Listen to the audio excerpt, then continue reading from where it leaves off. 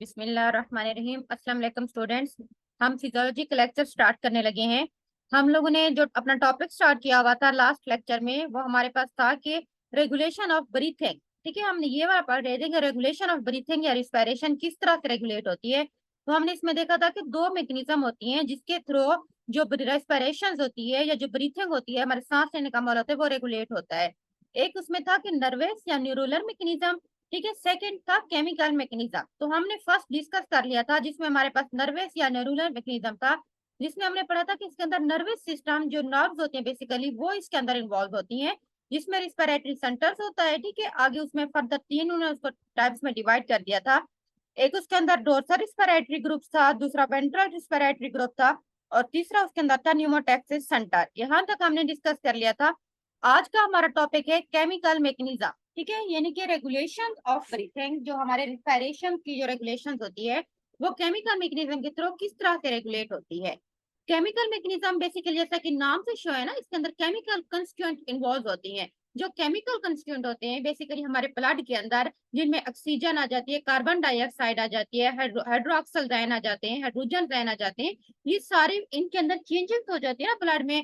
तो उसकी वजह से फौरी तौर पर हमारे ब्रेन को सिग्नल मिलता है कि केमिकल चेंजिंग्स आई हैं, तो उसकी वजह से वो आगे रिस्पॉन्स देता है।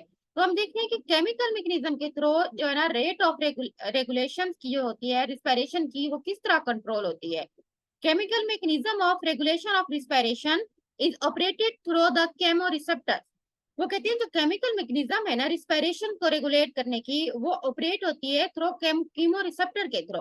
अब कीमो रिसेप्टर क्या होते हैं? ये बेसिकली नर्व सिग्नल्स होते हैं। ठीक है, नर्व सेंस होते हैं, सेंसरी नर्व होती हैं, जो कि हमारे ब्रेन के अंदर, हमारे सीएनएस के अंदर, ठीक है, उन पे मौजूद होती है। वहां पे एक पूरा कीमो रिसेप्टर जो है ना सेंटर होता है, जिसके अंदर रिसेप्टर मौजूद होते हैं, जिनको हम कीमो रिसेप्टर्स कहते हैं, जो रिस्पॉन्स आगे प्रोड्यूस करते हैं। अब उन्होंने कहा है कि chemoreceptor are the sensory nerve ending. ठीक है, यानी कि सेंसरी नर्व एंडिंग का मतलब होता है जो रिस्पॉन्स देते हैं, सेंस करते हैं कोई भी चीज। जैसे स्मेल की कोई चीज, हमें स्मेल क्यों आती है? क्योंकि हमारे जो कीमो रिसेप्टर के अंदर सेंसरी जोन्स होते हैं ना, वो फौरी तौर पर अलर्ट हो जाते हैं। तो हमें फील होता है कि किस चीज की बैड स्मेल आ रही है, किस चीज की बुरी स्मेल आ रही है। इसी तरह कोई चीज हमें गर्म फील होती है, कोई चीज हमें ठंडी फील होती है। जिनकी जो हमारी फीलिंग होती है, जो हमारी सेंसेस होती हैं, उसके जो रिसेप्टर होते हैं उनको हम कीमो रिसेप्टर्स कहते हैं। Chemoreceptors are sensory nerve ending which give response to changing in chemical constituent of the blood. वो कहते हैं कि जो ब्लड के केमिकल कॉन्स्टिट्यूएंट के अंदर जो चेंजिंग्स आती हैं, ठीक है, तो उनका रिस्पॉन्स देने के लिए हमारी बॉडी के अंदर कुछ सेंसरी नर्व होती हैं, जिनको हम कीमो रिसेप्टर कहते हैं। केमो रिसेप्टर क्या है? बेसिकली सेंसरी नर्व होती हैं, जो कि कोई भी केमिकल चेंजिंग्स हमारे ब्लड की आती हैं तो फौरी तौर पर उनका रिस्पॉन्स प्रोड्यूस करते हैं। Changing in chemical constituent of the blood which stimulate chemoreceptor as flow. वो कौन सी चेंजिंग है ब्लड के केमिकल कंस्टिट्यूएंट के अंदर जो होती हैं, जिसकी वजह से कीमोरिसेप्टर जो होती हैं, जो सेंसरी नर्व एंडिंग होती है, वो फौरी तौर पर स्टिमुलेट हो जाते हैं। पहले हम उसमें देखते हैं कि जो पहला पॉइंट है वो है हिपोक्सिया। हिपोक्सिया का मतलब होता है कि डिक्रीज ऑफ ऑक्सीजन, यानी कि ऑक्सीजन अगर कम हो जाती है हमारे ब्लड के अंदर, ठीक है, ऑक्सीजन कम हो गई है, तो उसकी वजह से जो सांस लेने में मुश्किल होती है, उसकी वजह से जो एक कंडीशन डेवलप हो जाती है, उसको हम हिपोक्सिया कहते हैं। सेकेंड हमारे पास है हाइपरकैप्निया। ठीक है, हाइपरकैप्निया का मतलब होता है increase carbon dioxide. Carbon dioxide अगर हमारे ब्लड में ज्यादा हो जाती है, हमारी बॉडी के अंदर ज्यादा हो जाती है, तो उसकी वजह से भी हमें सांस लेने में प्रॉब्लम होती है। उसकी वजह से हमारी रेट ऑफ जो ब्रीथिंग होती है वो अनकंट्रोल हो जाती है। तो इस जो सिचुएशन को जिसमें कार्बन डाइऑक्साइड इंक्रीज हो जाती है, उसको हम हाइपरकैप्निया कहते हैं।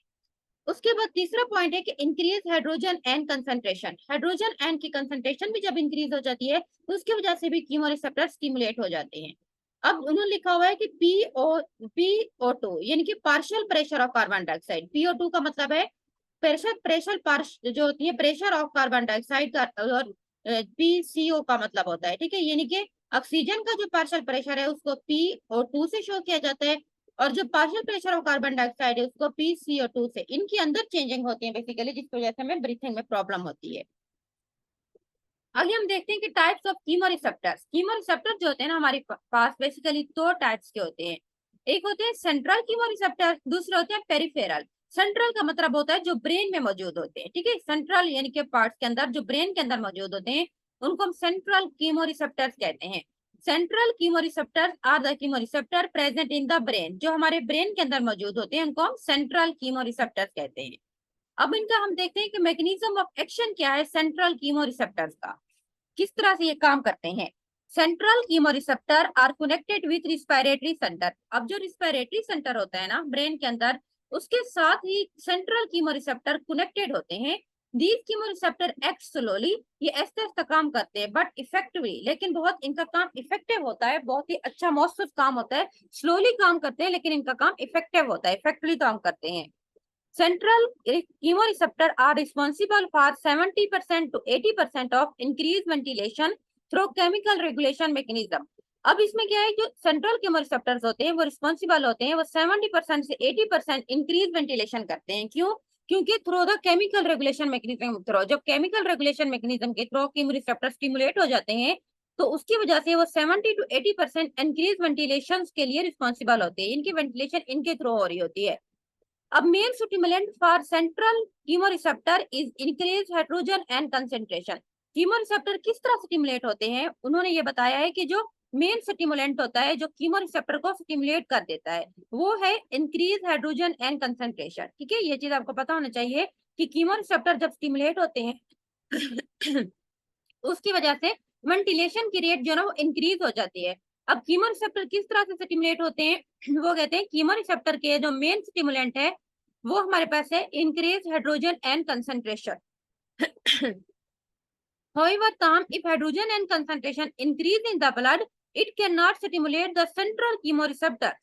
तो लेकिन वो कहते हैं कि अगर हाइड्रोजन एन की कंसंट्रेशन अगर ब्रेन के अंदर इंक्रीज हो जाती है तो उसकी वजह से हमारे कीमोरिसेप्टर जो है ना वो स्टिमुलेट हो जाते हैं। लेकिन अगर हाइड्रोजन एन की कंसंट्रेशन ब्लड में इंक्रीज हो जाती है तो it can not stimulate, chemoreceptor को ये स्टिमुलेट नहीं कर सकती, because the hydrogen ion from the blood can not cross the blood brain barrier. ठीक है, हमारे ब्लड की एक ब्लड ब्रेन बैरियर होती है जिसको हम एक प्रोटेक्टिव जो है ना वो वहां पे उसको मेम्ब्रेन कहते हैं, उसको झिल्ली भी कहते हैं, उससे उसको क्रॉस करके कोई भी चीज हमारे ब्रेन के अंदर जाती है।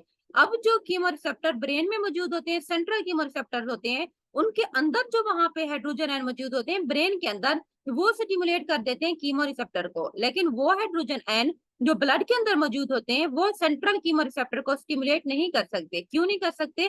क्योंकि जो हाइड्रोजन आयन होते हैं वो ब्लड ब्रेन बैरियर को क्रॉस नहीं कर सकते। ठीक है, जब ब्लड ब्रेन बैरियर को कोई चीज क्रॉस नहीं कर सकती है तो इसका मतलब है कि वो ब्रेन तक नहीं जा सकेगी। जब ब्रेन पे नहीं जाएगी तो वो सेंट्रल कीमोरिसेप्टर को स्टिमुलेट भी नहीं कर सकेगी। उसके बाद हम देखते हैं कि on the other hand if carbon dioxide increase in the blood it can easily cross the blood brain barrier. अब क्या है कि अगर कार्बन डाइऑक्साइड ब्लड में इंक्रीज हो जाती है तो कार्बन डाइऑक्साइड तो इजीली ब्लड ब्रेन बैरियर को क्रॉस कर रही है। ठीक है, कार्बन डाइऑक्साइड का लेवल भी ब्लड में इंक्रीज हो रहा है लेकिन कार्बन डाइऑक्साइड जो है ना वो इजीली ब्लड ब्रेन बैरियर को क्रॉस कर सकती है।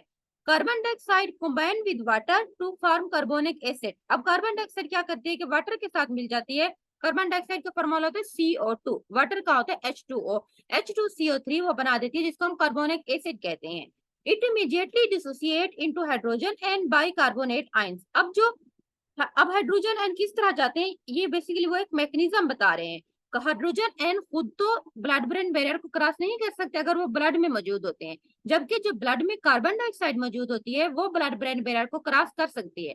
अब क्या होता है, जो कार्बन डाइऑक्साइड होती है वो जाके वाटर के साथ मिलती है और वहां पे कार्बोनिक एसिड बना देती है। ठीक है, H2CO3 कार्बोनिक एसिड का फॉर्मूला होता है। अब जो कार्बोनिक एसिड होता है ना वो कहते हैं it immediately dissociate into hydrogen and bicarbonate ion. अब वो जो कार्बोनिक एसिड जो कार्बन डाइऑक्साइड ने वाटर के साथ मिलकर बनाया था वो जैसे ही डिसोसिएट होता है फौरी तौर पर ब्रेन के अंदर जाके तो वह हाइड्रोजन आयन और बाइकार्बोनेट आयन्स बना देता है।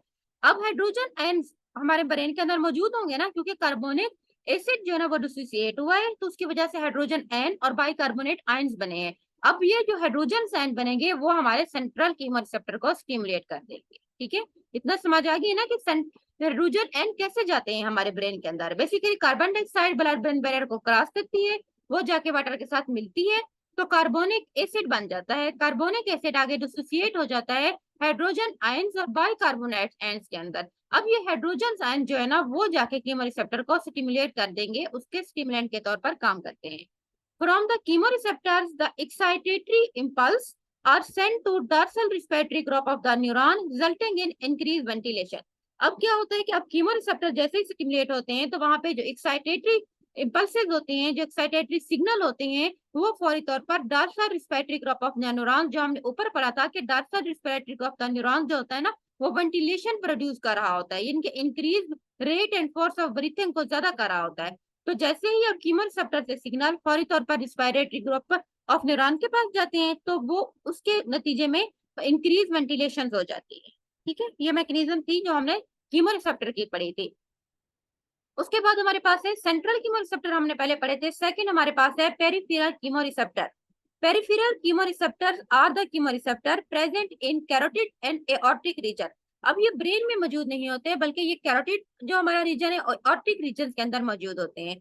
अब हम इनका मैकेनिज्म ऑफ एक्शन देखते हैं कि ये किस तरह से एक्ट करते हैं। जो पेरिफेरल कीमोरिसेप्टर्स होते हैं, hypoxia is most potent stimulant for peripheral chemoreceptor। hypoxia में हम लोग पर पढ़ा था ना कि जिसमें कार्बन डाइऑक्साइड का पार्शियल प्रेशर डिक्रीज हो जाता है, सॉरी ऑक्सीजन का, जब ऑक्सीजन का पार्शियल प्रेशर सॉरी डिक्रीज हो जाता है तो उसमें सांस लेने में मुश्किल होती है, तो इस सिचुएशन को हम hypoxia कहते हैं। अब वो कहते हैं जो पेरिफेरल कीमोरिसेप्टर के लिए जो मेन जो पोटेंट जो एक पावरफुल स्टिमुलेंट है वो hypoxia है। It is because of the presence of oxygen-sensitive potassium channel in the glomus cells of peripheral chemoreceptor। ये इसीलिए होता है क्योंकि जो पेरिफेरल केमोरिसेप्टर्स होते हैं ना, तो उनके सेल्स होते हैं जिनको हम ग्लोमस सेल्स कहते हैं। उन सेल्स के अंदर ऑक्सीजन सेंसिटिव पोटाशियम चैनल मौजूद होते हैं। ठीक है, उन पोटाशियम चैनल के थ्रू ऑक्सीजन जो है ना वो जो होती है उसकी कमी हो जाती है। ठीक है, जिसकी वजह से हाइपोक्सिया हो जाता है। तो हाइपोक्सिया जो होती है वो मेन स्टिमुलेंट होता है पेरिफेरल रिसेप्टर्स की स्टिमुलेट करने के लिए। अब किस मैकेनिज्म के थ्रू ये काम करता है? Hypoxia causes closure of oxygen sensitive potassium channels and prevent potassium efflux. अब पोटाशियम ने बेसिकली बाहर जाना होता है। ठीक है, इफ्लेक्स का मतलब होता है जो चीज बाहर मूवमेंट करे, सेल से किसी चीज ने बाहर जाना है। तो अब हाइपोक्सिया की वजह से पोटाशियम चैनल जो ऑक्सीजन सेंसिटिव पोटाशियम चैनल होते हैं वो ब्लॉक हो जाती है। जब पोटाशियम चैनल क्लोज हो जाते हैं, पोटाशियम बाहर नहीं जा सकता। This lead to depolarization of the glomus cells. अब इसकी वजह से फौरी तौर पर ग्लोमस सेल्स की डीपोलराइजेशन हो जाती है और एक्शन पोटेंशियल नर्व के अंदर प्रोड्यूस होता है। ठीक है, एक्शन पोटेंशियल कब प्रोड्यूस होता है? जब कोई भी एंड वगैरह जो चैनल्स होते हैं ओपन हो जाते हैं या क्लोज हो जाते हैं, या तो वहां पे हाइपरपोलराइजेशन की स्टेट हो जाती है, यानी कि एंड ज्यादा हो जाते हैं, या डीपोलराइजेशन की स्टेट हो जाती है, एंड वहां पे कम हो जाते हैं। यहाँ पे हमने पढ़ा है कि हाइपोक्सिया की वजह से जो ऑक्सीजन सेंसिटिव पोटाशियम चैनल्स होते हैं वो क्लोज हो जाते हैं। पोटाशियम चैनल जो क्लोज होंगे तो फ्लक्स जो हो रहा था पोटाशियम का वो अब नहीं होगा। इसकी वजह से डीपोलराइजेशन होती है ग्लोमस सेल्स की, और उसकी वजह से क्या होता है कि generation of action potential produce हो जाता है नर्व एंडिंग के अंदर। Thus impulses passes through aortic and herring nerve से, ठीक है, जिसको हम ऑटिक नर्व भी कहते हैं, हेरिंग नर्व को ऑटिक नर्व भी कहते हैं, जो एओर्टिक और herring nerve and excite the dorsal group of the neurons. अब जैसे ही जो इम्पल्सेस होते हैं वो पेरिफेरल कीमोरिसेप्टर में एओर्टिक और हेरिंग नर्व के थ्रू आगे जाते हैं, और वो कहाँ पे जाते हैं कि डोर्सल ग्रुप ऑफ न्यूरॉन्स की तरफ जाते हैं और उनको स्टिमुलेट कर देते हैं। Dorsal group of neurons in turn send excitatory impulses to respiratory muscles resulting in increase ventilation. Ventilation को इंक्रीज बेसिकली जो हमने पढ़ा था कि डोर्सल ग्रुप ऑफ न्यूरॉन्स होता है उसी नहीं करना होता है। और हमने दो मैकेनिज्म डिस्कस किए आज के किसके थ्रू करता है। पहले हमने ऊपर पढ़ा था कि सेंट्रल कीमोरिसेप्टर स्टिमुलेट होते हैं जिसकी वजह से वो सिग्नल पर जो है ना इम्पल्सेस भेजते हैं, एक्साइटेटरी इम्पल्सेस आगे डोर्सल जो होती है ग्रुप ऑफ न्यूरॉन्स को, तो उसकी वजह से वेंटिलेशन की रेट इंक्रीज हो जाती है। अब पेरिफेरल में भी हम लोग वही देख रहे हैं कि इसमें हाइपोक्सिया की वजह से जो ऑक्सीजन सेंसिटिव पोटाशियम चैनल होते हैं वो क्लोज हो जाते हैं। अब पोटाशियम बाहर नहीं जा सकता, जिसकी वजह से डीपोलराइजेशन होती है और एक्शन पोटेंशियल प्रोड्यूस होता है नर्व्स के अंदर, और सिग्नल प्रोड्यूस होते हैं जो इम्पल्सेस प्रोड्यूस होती हैं। अब ये जो इम्पल्सेस होती हैं ये एओर्टिक और हेरिंग नर्व्स के थ्रू आगे डोर्सल न्यूरॉन्स के ग्रुप की तरफ चली जाती है। Dorsal neuron of the group के जैसे इन एक्साइटेटरी इम्पल्सेस को, इन एक्साइटेटरी सिग्नल को रेस्पिरेटरी मसल की तरफ भेज देता है, जिसकी वजह से रेट ऑफ इंस्पिरेशन इंक्रीज हो जाती है। This provide enough oxygen and rectify the lack of oxygen. अब इसकी वजह से क्या होगा कि वेंटिलेशन जैसे ही ज्यादा हो जाती है तो उसका मतलब है ऑक्सीजन की रेट इंक्रीज हो जाएगी। जब अब हमारे पास काफी ऑक्सीजन होती है, और जो रेस्टिफाई का मतलब होता है ऑक्सीजन की कमी को खत्म कर देता है, और रेस्टिफाई द लेक ऑफ ऑक्सीजन। अब ऑक्सीजन हमारे पास इनफ आ गई और जो ऑक्सीजन की कमी थी जिसकी वजह से हाइपोक्सिया की सिचुएशन थी अब वो खत्म हो गई। अब नॉर्मल हमारे पास ब्रीथिंग चल रही है। ठीक आगे हमारे पास स्किन का टॉपिक है, वो हम कल डिस्कस करेंगे। ठीक है, आज हमने दो मैकेनिज्म पढ़ी थी, आपको ये बहुत अहम है, ये लॉन्ग क्वेश्चन में भी आपसे पूछ सकते हैं कि कीमोरिसेप्टर कितनी टाइप्स के होते हैं, उनकी क्या मैकेनिज्म ऑफ एक्शन है, तो आपको पता होना चाहिए। एक सेंट्रल होते हैं, ठीक है, और दूसरे हमारे पास होते हैं पेरिफेरल। सेंट्रल में हमने पढ़ा था कि जो ब्रेन के अंदर मौजूद होते हैं, तो बेसिकली ब्रेन में कार्बन डाइऑक्साइड क्रॉस करती है, वो जाके वाटर के साथ मिलती है, कार्बोनिक एसिड बन जाता है, उसकी ब्रेक डाउन होती है। ब्रेक डाउन होने की वजह से हाइड्रोजन आयंस बनते हैं और कार्बोनिक आयंस बनते हैं। जो हाइड्रोजन आयंस होते हैं बेसिकली वो जो होते हैं स्टिमुलेट कर देते हैं कीमोरिसेप्टर को। कीमोरिसेप्टर जैसे स्टिमुलेट होते हैं तो वो आगे signal dorsal group of neurons को भेजते हैं, तो उसकी वजह से वो स्टिमुलेट हो जाती हैं, ठीक है, और आगे रेट ऑफ वेंटिलेशन इंक्रीज हो जाती है। जबकि पेरिफेरल के अंदर हमने पढ़ा था कि ये एओर्टिक्स रीजन और कैरोटिक रीजन के अंदर मौजूद होते हैं। इनकी मैकेनिज्म ऑफ एक्शन ये होती है कि जैसे ही अपोक्सिया होता है, लेक ऑफ ऑक्सीजन हो जाती है, तो इसकी वजह से पेरिफेरल कीमोरिसेप्टर स्टिमुलेट हो जाते हैं। अब ये किस तरह से होता है कि oxygen sensitive potassium channel basically peripheral receptor के साथ कनेक्टेड होते हैं।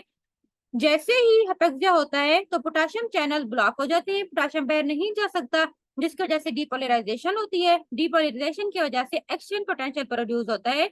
अब जो इम्पल्स होते हैं वो एओर्टिक, ठीक है, और हेरिंग नर्व के थ्रू आगे डोर्सल न्यूरॉन्स की तरफ चले जाते हैं। डोर्सल न्यूरॉन्स आगे एक्साइटेटरी इम्पल्सेस को रिस्पिरेटरी मसल की तरफ भेज देता है और उसकी वजह से रेट ऑफ वेंटिलेशन इंक्रीज हो जाती है। इसी तरह से इनफ ऑक्सीजन हमारे पास आ जाती है। जो ऑक्सीजन की कमी होती है, जो अपेक्सिया की सिचुएशन थी, वो खत्म हो जाती है, ठीक है। इसको मैं इधर ही एंड कर रही हूँ आज के लेक्चर को। कल हम इंशाल्लाह आगे स्किन का नया टॉपिक स्टार्ट करेंगे।